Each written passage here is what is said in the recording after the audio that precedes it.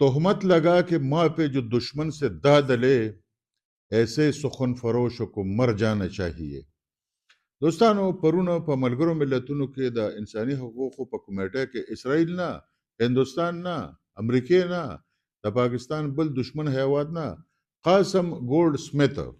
چې د عمران خان زوی دی، هغه راپاڅېد او هغه سره د عمران خان کزن ډاکټر عثمان مو، او هغه سره د بی ال ای نماینده هم ناستو، او هغه سره عارف اجار کې هم ناستو چې هغه بلتستان د پاکستان نه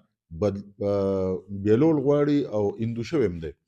او د پاکستان خلاف کمپاین هم چلی. دوی مو سره ناستو او په ملګرو ملتونو کې قاسم د عمران خان زوی د تحریک انصاف د مشر هغه دا مطالبه وکړه چې زما پلار چې کوم دی هغه بې ګناه د پاکستان حکومت په جیل کې اچولی دی او دا د انساني حقوقو خلاف ورزي ده او په پاکستان باندې پابندۍ ولګي او د پاکستان نه دې تپوس وشي. او ډاکټر عثمان چې د عمران خان کزن دی او قاسم ګولډ سمیت سره ناستو، هغه ورته دا وویل چې یاره د پاکستان جی پی ایس پلس چې کوم سټیټس دی او اروپایي ټولنې ورکړی دی دا پکار دی چې معطل کې منسوخ کې. دا یو داسې سټیټس دی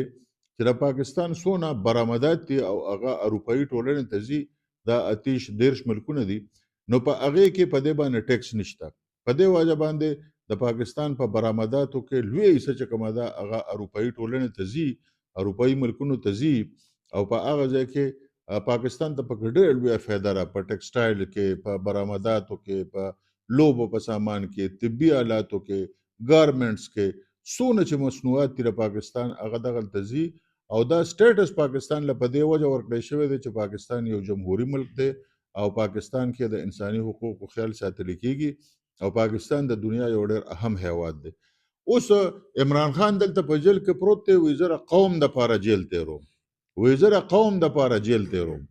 او زوی په ملګرو ملتونو کې لګیا دی، هغه وایي چې په پاکستان باندې پابندي ولګوئ ځکه چې زما پلار چې کوم دی نو هغه په جیل کې دی. حالانکه د هغه پلار دی ځکه د غلا په کیس کې په جیل کې دی،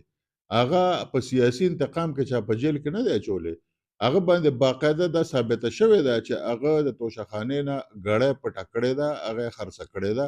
د هغې نه علاوه باقاعده ځمکې د خلکو نه اخیستې دي، هغه یې خرڅې کړي دي په رشوت کې، د هغه په ښځه باندې دغه الزامات ثابت شوي دي، باقاعده هغه عدالتونو سزا کړی دی او باقاعده د هغه کیسونه اوس هم په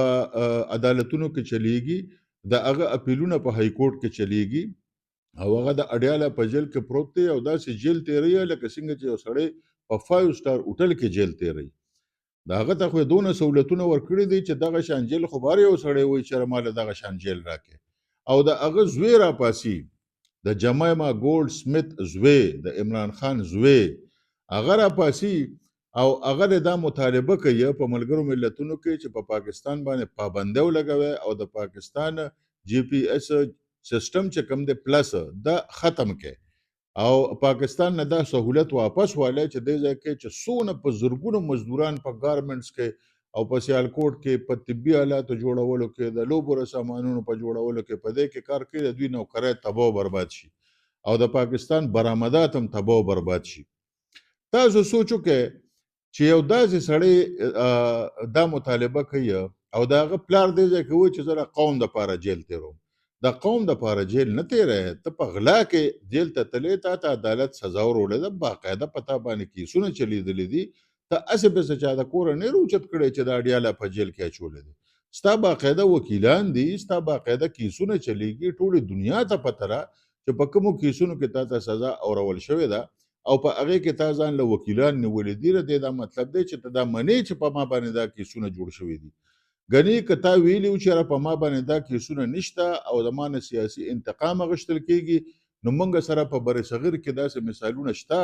چې کله به ګاندي او کله به باچا خان انګریزانو ونیوه نو هغې به په 107 کې خپل ضمانت نه کو،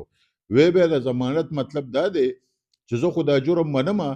او بیا به دا جرم نه کوم، نو ما خو جرم نه دی کړی، لہذا انګریزانو ته به یې وی چې تاسو موږ له د 107 ضمانت راکړئ، تاسو موږ په غلطه طریقه گرفتار کړیو او په جیل کې به پراتو.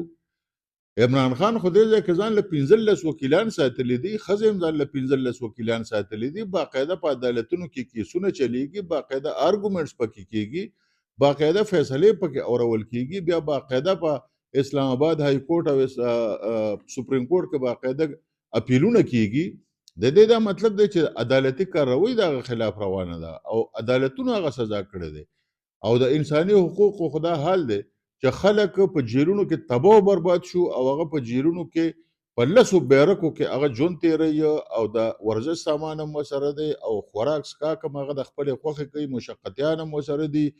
دیسي چرګان هم پکې خوري، ګډان هم پکې خوري او یو وی آی پی حیثیت ورته حاصل دی. لہذا له ټولو نه لوی غداران چې کوم دي دغه دي چې په ملګرو ملتونو کې کینی او د خپل ذاتي او د خپل ګوندي مفاداتو لپاره هغوی وایي چې په پاکستان باندې پابندي ولګوي ځکه چې زما پلار یې په جیل کې اچولی دی. د بېنظیر پلار خو دلته پانسیکه خلکو په هغې خو شرم دا نه دی ویلی چې په پاکستان باندې پابندي ولګوي. باچا خان خو 30 کاله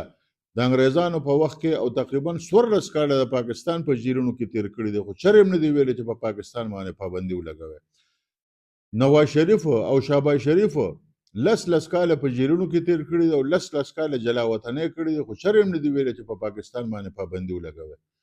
آصف علي زرداري 11 کاله په جیلونو کې تیر کړي دي، خو چرم نه دی ویلی. بلاول بوټو په بار ملکونو کې ناست و، چرم دا نه دی ویلی چې په پاکستان باندې پابندي ولګوي، ولې چې زما پلار یې په جیل کې اچولی دی. مولانا فضل الرحمن 7 کاله په جیل کې تیر کړي دي، خو چرم دا مطالبه نه ده کړې د هغه زوی چېرې په پاکستان باندې پابندي ولګوي، ځکه چې د ملک لپاره به قربانۍ ورکوې. دا نه چې لکه ستا پلار جیل ته تللی دی او په هغه باندې د غلا کیسونه جوړ شوي دي او ته په ملګرو ملتونو کې خپل اثر رسوخ استعمالوي، ځکه چې ستا نیکه چې کوم دی ګولډ سمیت هغه یو ډېر غټ یهودي دی او هغه ته د اسرائیلو ټول سهولیات هم حاصل دي او هغه ستا دپاره په دغه ځای کې منډه تړې وي او ته هغه اثر رسوخ د پاکستان خلاف استعمالی او د خپل ذات لپاره او د خپل پلار لپاره هغه استعمالی ته وایي چې پاکستان هم په بلولی، پاکستان دې هم تباه او برباد شي، په پاکستان دې پابندي ولګي، اروپایي ټولنه دې په پاکستان باندې پابندي ولګي. خو عمران خان د راپرېښودی شي د جیل نه. دا قرباني دې ته وایي، دا تاسو چې ورکوئ. اوس سمه خبره که چاته کوي نو خلک به راته کنځل کوي، خو لاړ چې تاریخ وګوره او دغه ویډیوګانې وګوره چې پرونه هغه زلفی بخاري هم ورسره و، د بي ایل اے نماینده هم ورسره و او دغه شان عارف اجارکي هم ورسره و چې بلتستان د پاکستان نه بیلی یو هندو شوی دی او ورسره ډاکټر عثمان هم و چې د عمران خان کزن دی او د هغه قابل اعتماد کس دی او هغوی دا مطالبه کوله چې د پاکستان دغه سټیټس ختم کړي او په پاکستان باندې پابندي ولګوي او زما پلار یې اسې بې ګناه په جیل کې اچولی دی او وایي ما ورته ملاقات ته هم نه پرېږدي. تا خو خپل نه ایکاف هم روک کړی دی، تا ته خو مونږ وایو چې ته خپل نه ایکاف راواله کوم سره چې تا د پاکستان شهریت ته تا سره ته وایې هغه ما نه روک شوی دی، ورشه په سفارتخانه کې بل جوړ کړه او راشه ویزه واله او خپل پلار سره ملاقات وکړه. ته چا د ملاقات نه منع کړی؟ خو تاسو خو پخپله نه راځئ که نه. دلته د پښتنو بچي م غرق کړه، د پاکستان بچي م غرق کړه په دې نوم باندې او د عمران خان په نوم باندې. زما پښتانه هم پې تباه او برباد کړه او تاسو پخپله په لندن کې ناست یې مزې کوئ او په ملګرو ملتونو کې ځئ او تقریرونه کوئ چې په پاکستان باندې پابندي ولګوئ. د دې زور به چا ته رسي؟ د دې زور به همدې پښتنو ته رسي، د پاکستان عام کس ته به رسي، د پاکستان عوامو ته به رسي. خو ستاسو لپاره ستاسو ذات اهم دی، ستاسو لپاره پاکستان او د پاکستان 40 کروڑه عوام هیڅ حیثیت نه لري. دا ستاسو په نظر کې کیړې مکوړې دي، ستاسو لپاره ځان اهم دی. لہذا شرم دله پکار دی چې داسې کار دی کړی دی او داسې کسان چې کم دي نو دا خو د پاکستان ښکاره غداران دي. دوی څنګه ځان ته وایي چې موږ په پاکستان حکومت کوو؟ عمران خان وی زه له قوم دپاره جیل تیروم، ورشه زوی دی وی په پاکستان پابندي ولګوي خو زما پلار راپرېږدی. دا له قوم دپاره جیل تیرول داسې؟ ای ظالمانو!